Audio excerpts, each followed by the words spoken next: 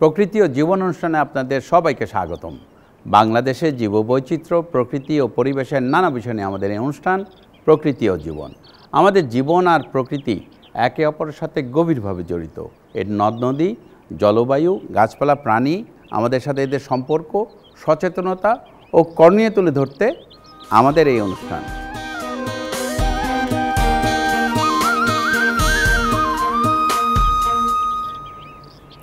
পৃথিবীর বৃহত্তম একক ম্যানগ্রোভ বন আমাদের সুন্দরবন। বাংলাদেশ অংশে প্রায় ৬,০০০ বর্গ কিলোমিটার আয়তনের এই বন প্রাণ বৈচিত্র্যে অতুলনীয়। উপকূলীয় অঞ্চলের জোয়ার ভাটার এই বনে রয়েছে অনন্য উদ্ভিদরাজি। আমাদের আজকের পর্ব সুন্দরবনের উদ্ভিদ বৈচিত্র্য নিয়ে। এ বিষয়ে আলোচনা করব ঢাকা বিশ্ববিদ্যালয়ের উদ্ভিদবিদ্যা বিভাগের অধ্যাপক ডক্টর মোহাম্মদ জসিমউদ্দিনের সাথে। তবে তার আগে চলুন দেখে আসি প্রকৃতি ও জীবন দলের সুন্দরবনের উদ্ভিদ বৈচিত্র্য নিয়ে কিছু তথ্য ও চিত্র।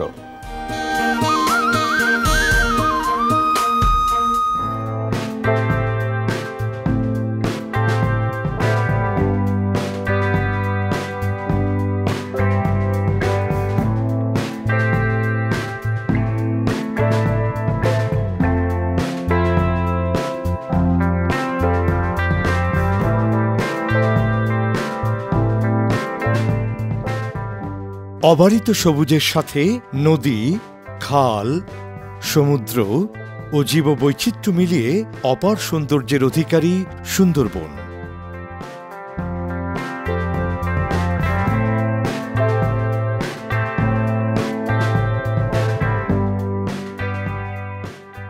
বাংলাদেশের দক্ষিণ পশ্চিমাঞ্চলে বঙ্গোপসাগরের কোলে গড়ে উঠেছে অনিন্দ্য সুন্দর এই বনভূমি। নদী অববাহিকায় অবস্থিত সুন্দরবনের মোট আয়তনের ৬০% বাংলাদেশে। রামসার সাইট হিসেবেও খ্যাত এই বনের নামকরণ নিয়ে একাধিক মতবাদ প্রচলিত থাকলেও মনে করা হয় সুন্দরী গাছের প্রাচুর্যের কারণেই এই বনের নাম হয়েছে সুন্দরবন।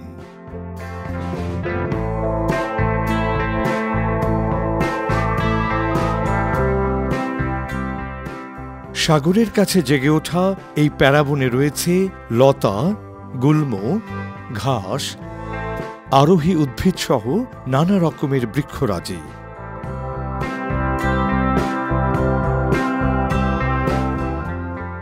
এসব উদ্ভিদের মধ্যে সুন্দরী, গেওয়া, গরান, কেওড়া, পশুর, বাইন, হেঁতাল, গোলপাতা, হারগোজা, কেয়া, ধুন্দুল, কাঁকড়া ও ঝানা অন্যতম।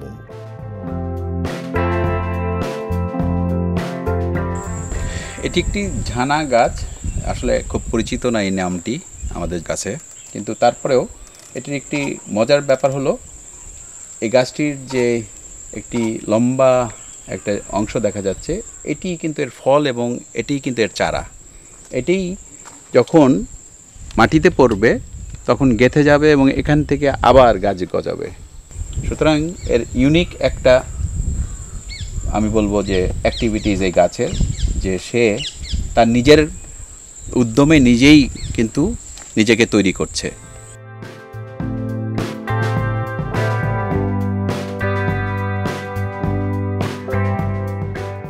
পানিতে লবণাক্ততার পরিমাণ, মিঠা পানি প্রবাহের মাত্রা এবং ভূপ্রকৃতির ভিন্নতার কারণে সুন্দরবনের উদ্ভিদ দেশের অন্যান্য এলাকার উদ্ভিদসমূহ থেকে আলাদা। এই বনের প্রায় সব গাছই লবণ সহিষ্ণু। নরম কাদামাটিতে জন্মালেও প্রবল হাওয়া এবং জোয়ার ভাটার পানির স্রোতেও গাছগুলো ঠেসমূলের সাহায্যে সহজেই টিকে থাকতে পারে। জোয়ারের পানিতে আর্দ্র থাকলেও কোনো ক্ষতি হয় না।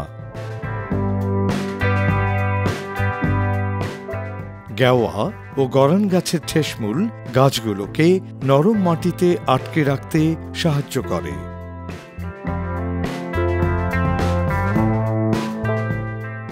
বায়ুমণ্ডল থেকে অক্সিজেন ও জলীয় বাষ্প গ্রহণের জন্য কিছু কিছু গাছের শ্বাসমূল থাকে। বাইন, কেওড়া, সুন্দরী ও পশুর গাছ এর মধ্যে অন্যতম।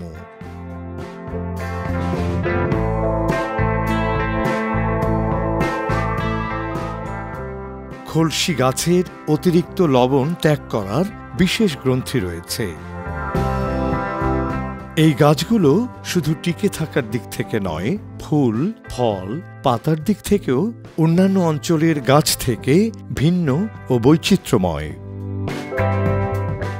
সুন্দরী, গর্জন ও কাঁকড়া গাছ তুলনামূলক কম লবণাক্ত অঞ্চলে জন্মায়। গেওয়া ও গরান জন্মায় বেশি লবণাক্ত জমিতে।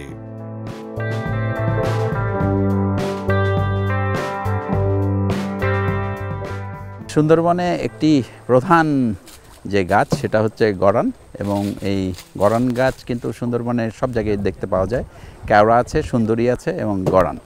এই গরান কিন্তু যেই লাকড়ি দিয়ে আমরা নানা ধরনের রান্নাবান্না হয় সেটার জন্য কিন্তু এই লাকড়ি ইউজ হয়, প্লাস মধু। আর এইখানে সুন্দরী গাছের একটি সমস্যা হয়েছে যে আগামারা রোগ এবং ফাঙ্গাস অথবা স্যালাইনিটির কারণে যে রোগটি হচ্ছে সুন্দরী গাছের, সেই রোগটির কারণে অনেক সুন্দরী গাছ কিন্তু মারা গেছে। এবং এটা নিয়ে গবেষণা হচ্ছে, এবং যত বেশি এটা নিয়ে গবেষণা হবে, যত বেশি অ্যাওয়ারনেস হবে, তত কিন্তু আমরা এই সুন্দরবনকে ভালো রাখতে পারবো। এবং সেই কারণেই কিন্তু সুন্দরবনে যাবতীয় যত ধরনের গাছ, বন্যপ্রাণী এবং যে ইকোসিস্টেমের যেই কাজটি হচ্ছে সুন্দরবনকে ঘিরে, সেটাকে কিন্তু রক্ষা করা, সংরক্ষণ করা আমাদের সবার দায়িত্ব। সুন্দরবনের আকর্ষণীয় গাছ সুন্দরীর কাঠ মূল্যবান। কাঁকড়া গাছের কাঠ মজবুত ও শক্তিশালী বলে এর চাহিদাও বেশি। গরান গাছ ঝড় বিশিষ্ট ও আত্মগোপনে সুবিধাজনক বলে বাঘের আবাসস্থল হিসেবে ব্যবহৃত হয়। অপেক্ষাকৃত উঁচু ভূমিতে জন্মানো হেঁতাল দেখতে খেজুর গাছের মতো। এর ফুল মৌমাছির মধুর যোগান দেয়। নতুন পলি জমে জেগে ওঠা ভূখণ্ডে বাইন, কেওড়া, পশুর ও ধুন্দলের সমারোহ দেখা যায়। কেওড়া গাছের ওপর বিভিন্ন প্রাণী নির্ভরশীল।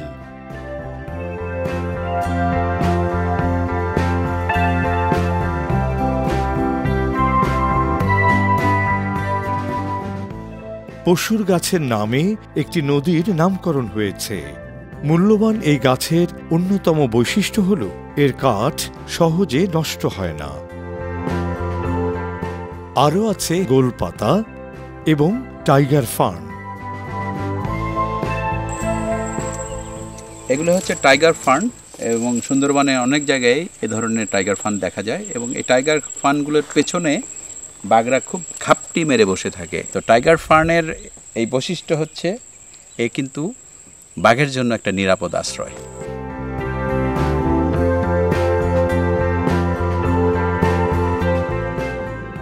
টাইগার ফার্নের পাতার রঙের সঙ্গে বেঙ্গল টাইগারের গায়ের রঙের অনেকটা মিল রয়েছে। গোলপাতা সুন্দরবনের সবচেয়ে পরিচিত উদ্ভিদ। এই গাছের পাতা ঘরের ছাউনি তৈরিতে ব্যবহৃত হয় এবং এর রস থেকে সুস্বাদু ও পুষ্টিকর গুড় পাওয়া যায়। গোলপাতার একটি ফল, এবং এর বীজ থেকেই কিন্তু গাছগুলো ছড়ায়। গোলপাতা আমরা নারকেল গাছের পাতার মতো দেখা যায়, কিন্তু ফলটা খুবই সুন্দর। এই ফলটা খাওয়াও যায়, লোকাল লোক খায়, অনেকে শখ করে খায়, এবং রস থেকে গুড়ও হয়। যে গুড়টোর একটা গুণাগুণ আছে যেটা বলা হয় যে সুগার বাড়ে না এটা দিয়ে। নেচারে অনেক কিছুই ছড়িয়ে আছে আমাদের বাংলাদেশের নানা জায়গায়, কতটুকু জানি আমরা আসলে এই ফল? আমরা হয়তো অনেক সময় সুন্দরবন এলাকায় গিয়েছি, দেখেছি, কিন্তু এই ফলের উপকারিতা সম্বন্ধে আমরা তেমন জানি না। আরও আছে খলসি গাছ। হানি প্ল্যান্ট হিসেবে খ্যাত খলসি গাছের মধু উন্নত মানের এবং এর জন্য বেশ খ্যাতিও রয়েছে। সুন্দরবন বনজ সম্পদের বৃহত্তম একটি উৎস। এই বনের গাছ প্রত্যক্ষ ও পরোক্ষভাবে হাজারো প্রাণীর জীবনচক্র এবং উপকূলীয় মানুষের জীবিকা ও অর্থনীতির সাথেও ওতপ্রোতভাবে জড়িত।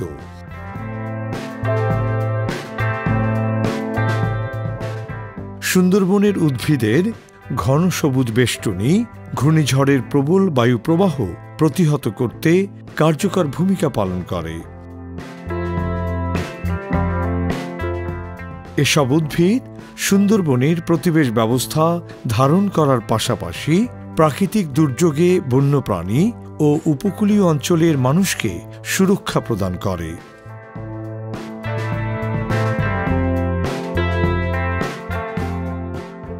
বাংলাদেশের ফুসফুস হিসেবেও পরিচিত সুন্দরবন, কারণ এই বন অক্সিজেন উৎপাদনের পাশাপাশি বিপুল পরিমাণে কার্বন ডাই অক্সাইড শোষণ করে।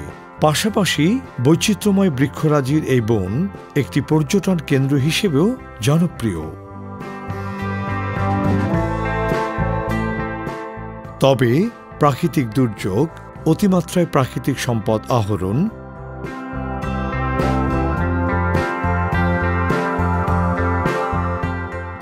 এবং মানবসৃষ্ট বিভিন্ন সমস্যার কারণে সুন্দরবনের শতাধিক প্রজাতির গাছ এখন হুমকির মুখে।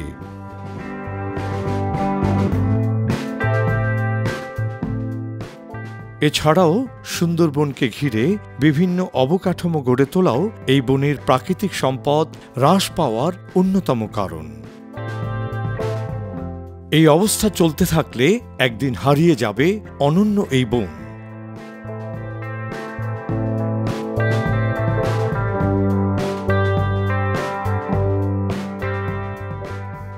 তাই এসব ক্ষতিকর কর্মকাণ্ড বন্ধে সংশ্লিষ্ট সকলকে যথাযথ উদ্যোগ নিতে হবে। পাশাপাশি সুষ্ঠু রক্ষণাবেক্ষণ ও জনসচেতনতা তৈরির মাধ্যমে জীববৈচিত্র্য রক্ষা করার পাশাপাশি টিকিয়ে রাখা সম্ভব প্রাকৃতিক সৌন্দর্যের বিস্ময়কর সুন্দরবন।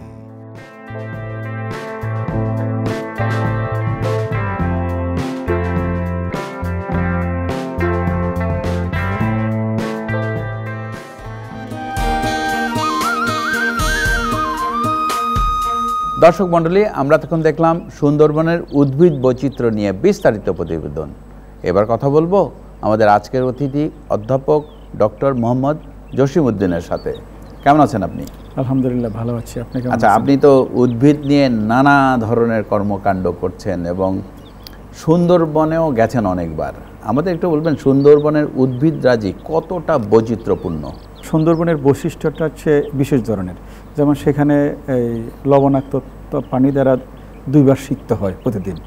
মাটিটা হচ্ছে কর্দমাক্ত, সেখানে আবার অক্সিজেনের অভাব থাকে মাটিতে, ফলে হচ্ছে কি ওখানে বিশেষ ধরনের উদ্ভিদ থাকে। আমরা এই পর্যন্ত গবেষণায় দেখেছি প্রায় 528 প্রজাতির উদ্ভিদের প্রজাতি সেখানে রেকর্ড করা হয়েছে। এর ভিতর দেখা যাচ্ছে প্রায় 345টার মতো হচ্ছে আপনার হার্বাসিয়াস প্ল্যান্ট।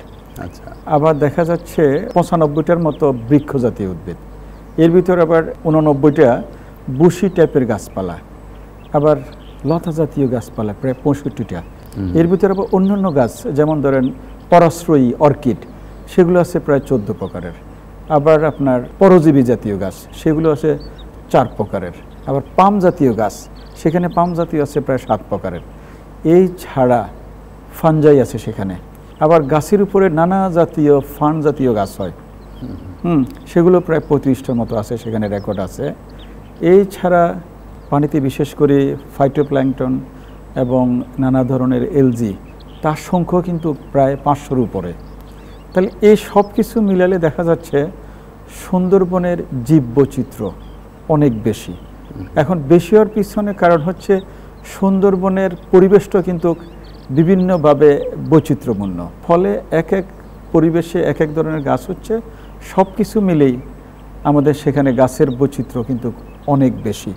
আপনি জানেন আমরা কিছুদিন আগে সেখানে একটা অর্কিড পেয়েছিলাম, খুবই রেয়ার, বিশেষ করে সুন্দরী গাছের উপরে হয় ব্যান্ডপসিস জাইগানশিয়া। তাহলে দেখেন যে অর্কিডও সেখানে কিন্তু বিশাল একটা অংশ দখল করে আছে আর কি। আচ্ছা, সুন্দরবনের এই যে উদ্ভিদরাজি সেখানকার বন্যপ্রাণীর জন্য কতটা গুরুত্বপূর্ণ? উদ্ভিদের উপর তো মানে মোটামুটি সকল বন্যপ্রাণী নির্ভরশীল। সেখানকার ধরেন কেওড়া পাতা, বাইন পাতা, অন্যান্য যে সকল ঘাস আছে, গাছপালা আছে, সেগুলো হরিণেরা খাচ্ছে, হরিণদেরকে আবার বাঘে খাচ্ছে। তাহলে দেখেন একটার সাথে আরেকটা রিলেটেড। তো সুন্দরবনের অনেকগুলো গাছ আছে, হ্যাঁ, সেগুলো খেয়ে কিন্তু পাখিরা বেঁচে আছে। এই উদ্ভিদ যদি সুন্দরবনে না থাকে তাহলে তো সেখানে বাঘও থাকবে না, হরিণও থাকবে না, রিলেটেড যে সকল প্রাণী আছে, পাখি আছে, তারও থাকবে না। তো সেই দিক থেকে বনেই থাকবে না, বনে থাকবে না, বন না থাকলে কিছুই থাকবে না। আচ্ছা, সুন্দরবনের কোন উদ্ভিদগুলো এখন বিপন্ন অবস্থায় আছে কিংবা বিপন্ন হয়ে গেছে? সুন্দরবনে ধরেন আমাদের বিশেষ করে ধরেন সুন্দরী গাছের তো টপ ডাইং আপনি শুনছেন, যার ফলে কিন্তু তার ঘনত্ব কিন্তু অনেকটা কমে যাচ্ছে। এছাড়া ধরেন আপনার যে সকল গাছের উপরে মানুষের নজর বেশি, সেগুলো মানুষ ব্যবহার করে, ইকোনমিক্যালি ভায়াবল, সেগুলো মানুষ আস্তে আস্তে কেটে সংখ্যা শেষ করে দেয়। আবার যে সকল গাছের পপুলেশন কম, সেটাও কিন্তু আস্তে আস্তে বন থেকে কমে যায়। তো সেক্ষেত্রে আমরা দেখছি ধরেন কেওড়ার একটা স্পিসিস আছে, বাইনের স্পিসিস আছে, পশুর স্পিসিস আছে, জানার কয়টা স্পিসিস আছে, তারপর হচ্ছে কাঁকড়া একটা যে আছে যে ফলটা লম্বা হয়। এই জাতীয় কিছু উদ্ভিদ বৃক্ষ আমাদের যে রেড ডাটা বুক হলো, সেখানকার যদিও ওখানে পাবলিশড হয় নাই, আমি পার্সোনালি আমি দেখেছি আর কি, সেখানে তারা সুন্দরীকে মোটামুটি নিয়ার এন্ডেঞ্জার্ড অথবা এন্ডেঞ্জার্ড হিসাবে এই গাছগুলোকে ট্রিট করা হয়েছে। আমরা হয়তো পুরো জিনিসটা পাবলিশড হলে আমরা এক্সাক্ট লিস্টটা বলতে পারবো যে সুন্দরবনের সত্যিকার যেই ম্যানগ্রোভ স্পিসিস কোনগুলো এক্স্যাক্টলি এখন বিপন্ন। রেড লিস্টটা কি আইউসিএন করছে? মানে আইউসিএন করতেছে, হয়তো কাজ প্রায় শেষের দিকে। আর এই যে সুন্দরবনের যে উদ্ভিদরাজি, এই সংরক্ষণ নিয়ে কি গবেষণা হচ্ছে? হ্যাঁ, গবেষণা কিন্তু বিচ্ছিন্নভাবে ন্যাশনাল, ইন্টারন্যাশনাল, এনজিও সব অনেক এনথুসিয়াস্টিক পিপলরা গবেষণা করতেছে। কেউ ধরেন সুন্দরবনের ফ্লোরিস্টিক কম্পোজিশন নিয়ে করতেছে, কেউ হয়তো ফাইটোসোসিওলজি করতেছে, কেউ কার্বন স্টক নিয়ে কাজ করতেছে, কেউ সুন্দরবনের ইকোলজি নিয়ে করতেছে, কেউ সুন্দরবনের প্ল্যান এনিম্যাল যে রিলেশন নিয়ে করতেছে। গবেষণাগুলো কিন্তু বিচ্ছিন্ন। আমরা যেটা বারবার বলে আসছি আর কি, যেহেতু সুন্দরবনের একটা অথরিটি আছে, সেটা ফরেস্ট ডিপার্টমেন্ট। তো ফরেস্ট ডিপার্টমেন্টের সুন্দরবনকে ম্যানেজ করার জন্য কোন জাতীয় গবেষণার ডাটা সেখানে দরকার, সেগুলো যদি সমন্বিতভাবে করা হতো তাহলে সুন্দরবনকে ম্যানেজ করতে সহজ হতো। এক কথা হচ্ছে বন বিভাগের প্রয়োজনীয় ডাটা, যে ডাটাগুলো দিয়ে বন ম্যানেজ করা যাবে, সেই ধরনের গবেষণাটা হলে সবচেয়ে বেশি ভালো হতো। আচ্ছা আচ্ছা, এই যে সুন্দরবনের উদ্ভিদরাজি, এই সংরক্ষণে আপনার সাজেশন কি? আমি মনে করি উদ্ভিদের জন্য যে সকল হুমকি আছে সেগুলো আমাকে মিনিমাইজ করে নিতে হবে। আমরা যে সকল চ্যালেঞ্জগুলো আজকে ফেস করতেছি, হ্যাঁ, যেমন এক্সোটিক এবং ইনভেসিভ স্পিসিস, হ্যাঁ, যেখানে ধরেন 24টা সত্যিকারের ম্যানগ্রোভ, 70টা অ্যাসোসিয়েট, সেখানে আমি 528টা উদ্ভিদ প্রজাতি সেখানে পাচ্ছি। তার মানে কি আমার সত্যিকারী ম্যানগ্রোভটা সেখানে রেয়ার হয়ে যাচ্ছে। এইভাবে যদি চলতে থাকে এক সময় আমার আর এই ম্যানগ্রোভ স্পিসিসগুলো আর থাকবে না। আর ম্যানগ্রোভ স্পিসিসগুলোর প্রতি যেহেতু মানুষের নজর বেশি, হ্যাঁ, সেগুলো আস্তে আস্তে কেটে মানুষ বিক্রি করে দিচ্ছে, অথবা নিয়ে যাচ্ছে, অথবা এগ্রিকালচারাল ল্যান্ড করে ফেলতেছে, অথবা বাড়িঘর করে ফেলতেছে, অথবা সেখানে পলিউশন হচ্ছে, নানাভাবে সেটা আক্রান্ত হচ্ছে। সেটাকে যতক্ষণ পর্যন্ত আমি মিনিমাইজ করতে না পারি, তাহলে আমার পক্ষে এই সুন্দরবনের যে সুন্দরী অথবা সুন্দরবনের রিয়েল ম্যানগ্রোভের যে বৈশিষ্ট্য, সেটা রক্ষা করা যাবে না। সেজন্য আমি মনে করি থ্রেটসগুলো মিনিমাইজ করা দরকার। আমার স্মার্ট একটা প্ল্যানিং দরকার, মানুষের নির্ভরশীলতা একটু কমাতে হবে, কারণ সুন্দরবনে ইকো ট্যুরিজমের চাপ কিন্তু প্রচণ্ড। ট্যুরিস্ট যদি এভাবে যদি সারাক্ষণ যদি বনের ভিতরে মাইক নিয়ে তারপর বিভিন্ন ধরনের নিয়ে পলিউশন তৈরি করে, ইকো ট্যুরিজমকে প্রমোট করতে হবে, মানে কিছুটা সেনসিটিভ, এটাকে রেসপন্সিবল করতে হবে। রেসপন্সিবল ট্যুরিজম করলে হয়তোবা তাদের দ্বারা ক্ষতিটা কম হবে, কিন্তু তা না হলে দেখা যাচ্ছে তারাও কিন্তু বিশাল একটা পলিউশন তৈরি করতেছে, ডিস্টারবেন্স তৈরি করতেছে। তো এই জিনিসগুলো আমাকে মেনটেন করতে হবে। আর এনক্রোচমেন্ট কিন্তু দিন দিন বাড়তেছে, আপনি জানেন প্রচুর লোকের বসবাস সুন্দরবনের চতুর্দিকে। হ্যাঁ, সে এনক্রোচমেন্টটা মনে হয় আমাদেরকে নিয়ন্ত্রণ করতে হবে। আর পরিশেষে আমরা যেটা বারবার বলে এসেছি আর কি, ফ্রেশ ওয়াটারের ফ্লোটা, যেটার কারণে সুন্দরী গাছের আধিক্য আস্তে আস্তে কমতেছে, কারণ সেটা তো ধরেন ফ্রেশ এবং স্যালাইনের একটা মিশ্রণ হয়। উপরে যদি ফ্রেশ ওয়াটারের সাপ্লাই কম থাকে তাহলে সুন্দরবনের যে রিয়েল হ্যাবিটেটটা সেটা আস্তে আস্তে শ্রিঙ্ক হয়ে যাবে। সেদিক থেকে আমাদেরকে নজর দিতে হবে। অ্যাজ এ হোল ডেভেলপমেন্ট যেটা হবে সুন্দরবন এলাকাকে ঘিরে, সেটা যাতে ইকো ফ্রেন্ডলি হয়, তাহলে সুন্দরবনও থাকবে, আমার ডেভেলপমেন্টও থাকবে। শুধুমাত্র ডেভেলপমেন্ট থাকবে, সুন্দরবন থাকবে না, এটা আমরা কখনো কামনা করি না। অনেক ধন্যবাদ, অনেক কিছু জানা গেল আপনার কাছ থেকে। আপনাকে অনেক ধন্যবাদ। হ্যাঁ, দর্শক মণ্ডলী, প্রকৃতি ও জীবন অনুষ্ঠানের এবারের সেগমেন্টটি হচ্ছে আপনি জানেন কি। চলুন জানা যাক সুন্দরবনের উদ্ভিদ বৈচিত্র্য নিয়ে কিছু তথ্য। আপনি জানেন কি? সুন্দরবন পৃথিবীর সর্ববৃহৎ একক উপকূলীয় ম্যানগ্রোভ বন। বাংলাদেশ বন অধিদপ্তর প্রায় ১৪০ বছর ধরে সংরক্ষিত বনাঞ্চল হিসেবে সুন্দরবনের ব্যবস্থাপনার দায়িত্ব পালন করছে। ডেভিড প্রেইন ১৯০৩ সালে সুন্দরবনে পরিচালিত এক জরিপে ৩৩৪ প্রজাতির উদ্ভিদ শনাক্ত করেছিলেন। সুন্দরবন ১৯৯৭ সালে ইউনেস্কোর বিশ্ব ঐতিহ্য স্থান হিসেবে স্বীকৃতি লাভ করে। শুধু দর্শক, সুন্দরবনের উদ্ভিদরাজি বনের জীববৈচিত্র্যকে সমৃদ্ধ করছে, একই সাথে প্রাকৃতিক দুর্যোগ মোকাবেলায় গুরুত্বপূর্ণ ভূমিকা পালন করছে। তবে বিভিন্ন কারণে এই ম্যানগ্রোভ বনের অনেক উদ্ভিদ বিপন্নের তালিকায় আছে। তাই সুন্দরবনের উদ্ভিদরাজি সংরক্ষণে আমাদের সবাইকে এগিয়ে আসতে হবে। সুন্দর প্রকৃতিতে গড়ি সুস্থ জীবন, আশা নিয়ে শেষ করছি আজকের অনুষ্ঠান। আপনারা সবাই ভালো থাকুন, সুস্থ থাকুন।